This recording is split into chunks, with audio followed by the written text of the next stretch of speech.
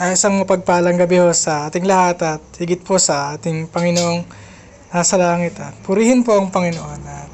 At ngayon po ay narito na tayo sa Exodus chapter 35. At ito nga po yung patungkol nga ho sa mga tuntunin sa araw ng pamahinga, ang mga handog para sa tuldang sambahan, mga kagamitan para sa tuldang sambahan, at ang mga manggagawa sa tuldang sambahan. At bago po tayo magumpisa, tayo po muna ay manalangin at hingin ho natin ang mayamang presensya ng Panginoon. Ama naming nasa langit, Panginoon. Hallelujah, Jesus Lord. Dakila kayo, Panginoon. Panginoon, hallelujah. Diyos na mahabagin, Panginoon. Salamat po, Panginoon, sa inyong katapatan sa aming buhay, Panginoon.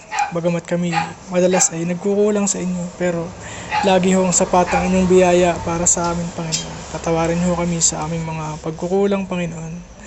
Kayo po ang patuloy na luminis sa amin, Panginoon. Kung meron man ho kayong nakikitang karumihan sa amin, Panginoon, kayo po ang patuloy na kumilos sa amin, na buhusan niyo ho kami ng inyong banal na dugo upang kami maging karapat-dapat na humarap sa inyo, Panginoon.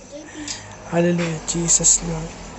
Ama namin sa langit, Panginoon. Salamat po sa gabing ito, sa pagkakataon na muli naming pag-aaralan ng inyong mga salita, Panginoon. Sa pagkakataong ito, Panginoon, salamat po at narito po kami upang tanggapin ang mga mensaheng nagmumula sa inyo. Nawa po ang lahat ng ito ay tumimo sa aming puso't isipan. Lagi ho naming maalala ang mga aral na ito sa tuwing darating mga pagsubok ay handa po kami at alam ho namin kung ano ang aming dapat na gawin, Panginoon. Lagi ho kami sa inyo umasa, Panginoon. Wag ho kaming magpadalos-dalos sa aming damdamin, Panginoon, Lord. Patuloy ho kaming sumangguni sa inyo, Lord, na maiwasan namin magkamali, Panginoon. Patuloy ho kaming umaasa sa inyo, Panginoon. Kayo lamang po ang karapat-dapat ho namin pagkatiwalaan, Panginoon. Kayo lamang po ang aming itinataas sa mga oras na ito. Sa inyo po lahat ng papuri, pagdakila at pagsamba sa tanging pangalan ng inyong anak na Jesus nang may pasasalamat. Amen. At ngayon po, ang aking pong ibabahagi ay yung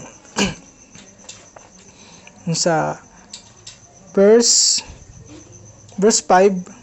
Maghandog kayo sa Panginoon mula sa mga ari-arian nyo, maghandog ng maluwag sa inyong puso na mga ginto, pilak, tanso, lanang kulay asul, ube at pula, pinong telang linen, telang gawa sa balahibo ng kambing, balat ng lalaking tupa na kinulayan ng pula, magandang klase ng balat, kahoy na akasya, langis ng olibo para sa ilaw, mga sangkap sa langis na pamahid at pabango sa insenso.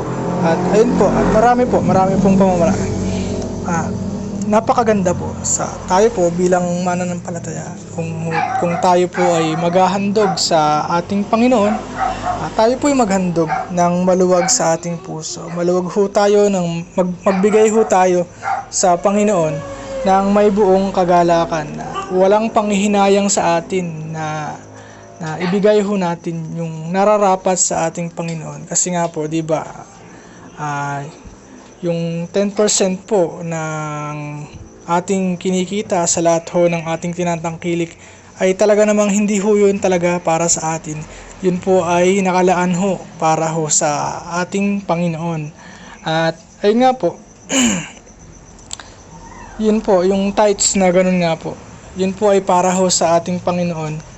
At yun naman pong yung mga naibabahagi natin, yung pong pagbibigay natin sa ating kapwa, yung mga offerings natin, ay yun po ay inaasahan ho na yun po ay magmumula dun sa natitirang 90% sa atin. At ayun, sa tayo po bilang mga Kristiyano, na matutuho nga tayong magbigay ng maluwag sa ating puso, na talagang gano'n, na may mga pagkakataon talaga na may mga tao na mayroong nakapagbibigay talaga ng higit pa sa 50% dahil po sa sobrang kagalakan niya, sa sobrang pagnanasa niya na makatulong sa iglesia at sa lahat ho ng pangangailangan. At nawa po lahat tayo ay maging ganun, na magbigay ho tayo ng may kagalakan at maluwag sa puso. At isa pa ho yung sa verse 29, kaya ang lahat ng mga Israelita, lalaki man o babae, na gustong tumulong sa lahat ng gawain na inuutos ng Panginoon sa pamamagitan ni Moises ay kusang loob na nagdala ng mga handog sa Panginoon. At ayun, na ganun nga po, na sa ano naman po, sa mga gawain sa church o kahit po sa mga iba pang mga programa ng church ay wala naman pong pinipilit, na ganoon nga po, na talagang ini-encourage ko talaga na ang lahat ay magkusang loob para makatulong o makapagbigay ng tulong o kahit anumang klaseng tulong yan, na nakasulat nga ho dito na kung ano man po ang meron tayo ay katanggap-tanggap ho yun sa Panginoon, na hindi ho namimili ang Panginoon sa lahat ho ng kaya nating ipagkaloob sa ating Panginoon, na ganoon nga po. At napakaganda po na practice talaga, na talagang na matuto tayong magkaroon tayo ng puso na mapagkalinga sa ating kapwa at higit na po sa gawain ng ating Panginoon. At purihin po ang Panginoon. At ayun po, ang susunod naman pong magbabahagi ay si Sis Ira.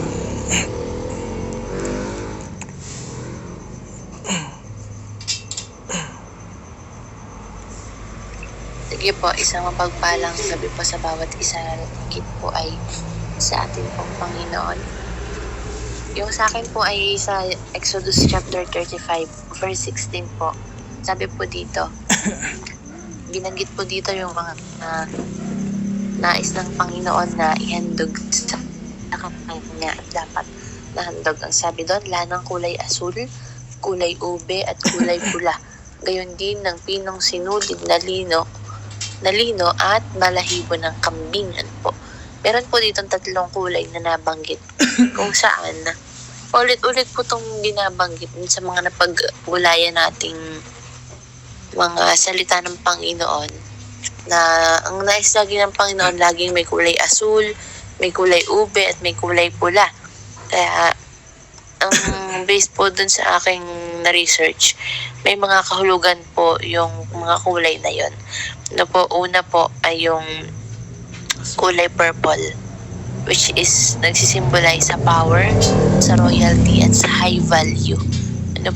Kagaya ng ating paglilingkod sa Panginoon, mahalaga makita natin yung high value ng Panginoon sa buhay ng bawat isa sa atin, yung royalty, at yung kapangyarihan ng Panginoon, nagsisimbolize nga po dun sa kulay na violet. Makita natin kung ano yung kapangyarihan ng Panginoon, at yun din naman lagi natin mabigyan ng napakataas, pinakamataas sa lahat na pagpapahalaga sa ating paglilingkod sa Panginoon at sa Panginoon. Yung blue naman po, it symbolize heaven, Holy Spirit, authority, and Word of God.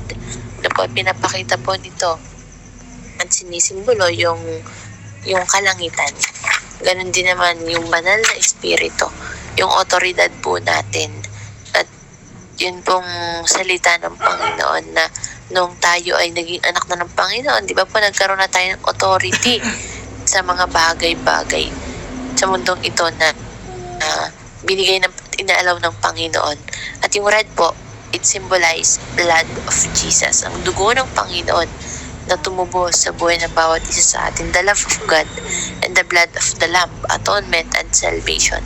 Ang ibig pong sabihin, at ang bawat kulay ay may kahulugan at halaga sa Panginoon na dapat nating maunawaan upang sa tuwing tayo ay naghahandog, sa tuwing tayo ay naglilingkod sa Panginoon, nauunawaan natin ng lubos yung karapat-dapat na ibigay natin at ihandog sa Panginoon. Kaya salamat po sa Panginoon. Sa huli naman po, it symbolizes and credits all to God. Lahat ay simbolo na lahat ng credit ay para din sa Panginoon po, kasi ang Panginoon lang naman yung dapat napapurihan. Pag-alayan ng mga lanang kulay asul, ube at pula. Kaya salamat po sa Diyos at sa Panginoon po yung pinakamataas na papuri at pasalamat. Amen. Purihin ang Lord sa buhay ng ating kapatid, at totoo po 'yun na napakalaga hong alalahanin natin na yung ating paglilingkod sa ating Panginoon, yung ating paghahandog sa Panginoon ay dapat lang ho natin na ibigay yung pinakamabuti. At ayun nga po, kagaya nga ho dun sa mga kulay na sumisimbolo sa sumisimbolo sa kung ano po yung dapat na tanggapin ng ating Panginoon. Siyempre dapat po yung yung high value. Tapos yun nga po yun nga po na sumisimbolize nga po ng royalty. Tapos yun sa pagpaparangal po ng ating Panginoon. At tayo, di ba nga po, siyempre sa atin bilang mga mananampalataya, kailangan din ho natin, talagang inaatas din ho sa atin na magawa rin ho nating iala yung ating buong buhay sa Panginoon. Basahin ho natin yung sa Romans chapter 12 verse 1. Kaya nga mga kapatid, nakikiusap ako sa inyo, alang-alang sa maraming pagkakataong kinaawaan tayo ng Diyos, ibigay nyo sa Kanya ang inyong mga sarili bilang handog na buhay, banal at kalugod-lugod sa Kanya. Ito ang tunay na pagsamba sa Kanya. At kung karapat-dapat lang ho natin na ialay ang ating sarili na buhay at banal at kalugod-lugod sa harapan ng ating Panginoon na walang kapintasan, at ayun nga po na karapat-dapat lang ho natin ibigay yung ating paglilingkod sa Panginoon ng with excellency, na yung kung ano po yung pinakamabuti at pinaka the best na magagawa natin para maparangalan ng ating Panginoon. At ganun nga po na kailangan ho tayo bilang mga Kristiyano, kailangan maging high value rin ho tayo sa paningin ho ng ating Panginoon, na ganun nga po na magawa nating mamuhay ng naayon sa kalooban ng ating Panginoon. At ayun nga po, at kailangan din po sa ating paglilingkod bilang mga Kristiyano, bilang mga anak ng Diyos, dahil ganun nga po na tayo po ay itinuturing na mga royalty ng ating Panginoon. Tayo po, ang turing ho sa atin ng ating Panginoon ay mga hari at reyna. Di ba nga po sa Revelations, kung atin hong babalikan na tayo po ay paghahariin ng Panginoon sa langit kasama niya.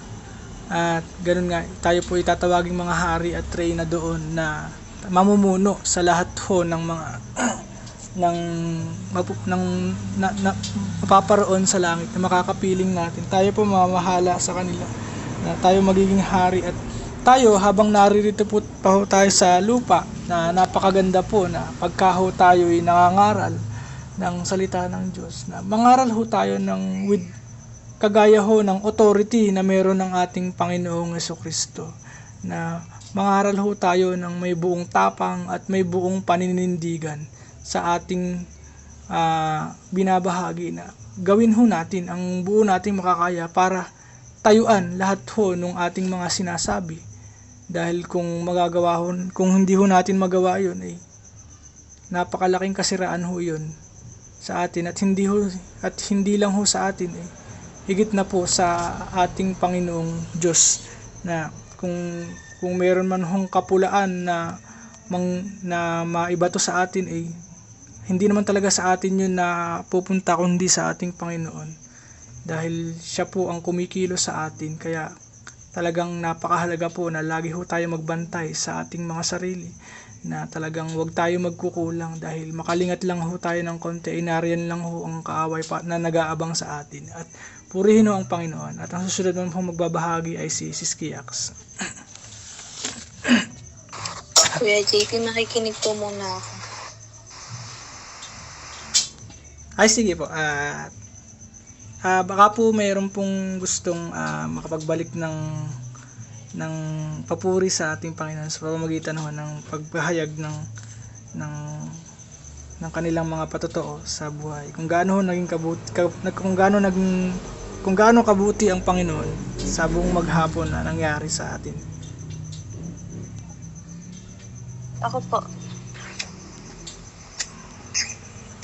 po ay nagbabalik ng papuri at salamat sa Panginoon. Salamat po sa Lord dahil nakakaano na po ako kalahating buwan sa akin pong pagtrabaho. Kaya salamat po sa Panginoon sa araw-araw na pangunguna, paggabay at pagtatagumpay po ng Panginoon. Salamat po sa Lord sa mga karunungan, pag-iingat, sa kapayapaan, sa kagalakan, kaaliwan na ilalagay po ng Panginoon sa puso ko para makapagtrabaho ng maayos. Kaya salamat po sa Diyos, sa Panginoon po yung pinakamataas na papuri at pasalamat.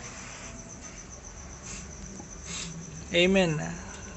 Ganun po talaga ang katapatan ho ng Panginoon sa ating buhay. Basta ho tayo patuloy na magtiwala sa Panginoon ay talagang hindi ho tayo pagkukulangin ng Panginoon. Nariyan ho ang pangako ng Panginoon na palagi niya ho tayong pagtatagumpayin. Basta po ang lahat ho ng ating ginagawa ay para ho sa ikapararangal ng pangalan ng ating Panginoon nasa langit. At ngayon po ako rin po ay magbabalik ho ng papuri sa ating Panginoon. At ako po'y lubos na nagpapasalamat kasi po kanina po ay tuwing Friday po kasi para pong ano po siya, parang training po sa mga pwedeng tumayo tuwing Sunday service na ganun. At purihin ng Panginoon kasi nung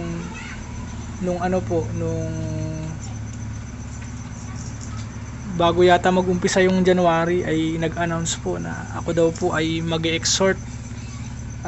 Kanina po yun, January 17, at nakakatuwa po at ang Panginoon ho ang nagpo-promote sa atin at kaya ho kailangan ho dapat pagka ho tayo itinataas ng Panginoon ay manatili ho tayong mababa, na habang tayo itinataas ng Panginoon ay patuloy ho nating ibaba ang ating sarili sa harap ng ating Panginoon, maging po sa lahat ho ng nakapaligid sa atin.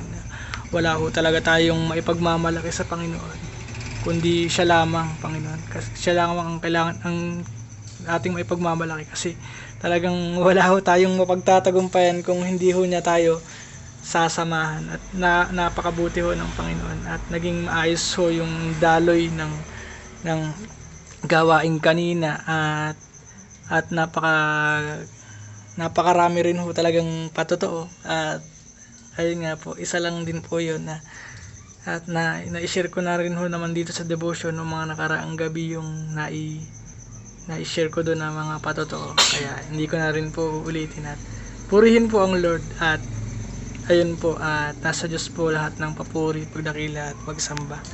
At si Kiax po baka po gusto rin pong ayun, akala ko nawala. Ayun, magpapatotoo rin po kayo si Kiax.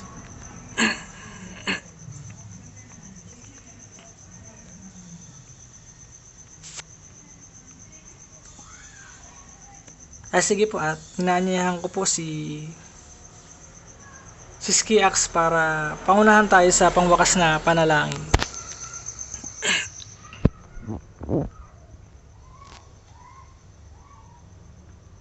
Sige po, tayo po manalangin.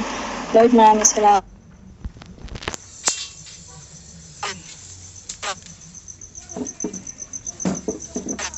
Teka lang, may nasib na. Makakasalita rin, Lord, at patuloy niyo po kami palakas sa puso magitan po nito. At humihiling din ako, Lord, na ingatan niyo po kami lahat sa lahat po na na aming gagawin. Kayo po yung patuloy na gumabay sa amin. Sa aming pong pamilya, Lord. Bigyan niyo din po kami ng maayos na pahinga ngayong gabi para sa araw po ng bukas. At sa inyo po yung pinakamataas na papurit pagsamba para salamat. In Jesus' name, amen. Amen. Good night po. Bless po. God bless po. Bye-bye daw po. Bye-bye. Bye-bye.